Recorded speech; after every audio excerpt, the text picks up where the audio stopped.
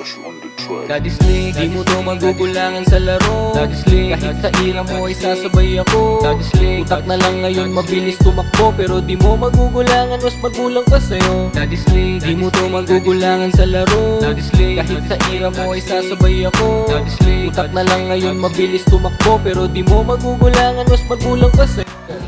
You are watching the DBL's Daddy's League here on the official Facebook page.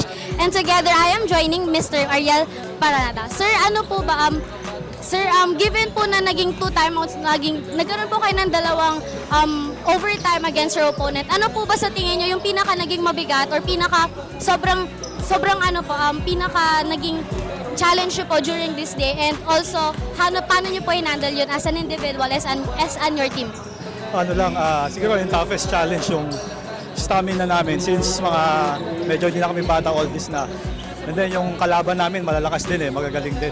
So ganun, sabi sa during timeouts, tiwala lang sa team, tiwala rin sa sarili. Kaya nakuha namin yung panalo. Meron po ba kayo yung shoutout pa salamatan?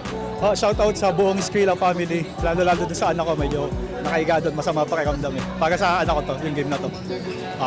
This is Developmental Basketball League. Utak na lang ngayon mabilis tumakbo, pero di mo magugulangan.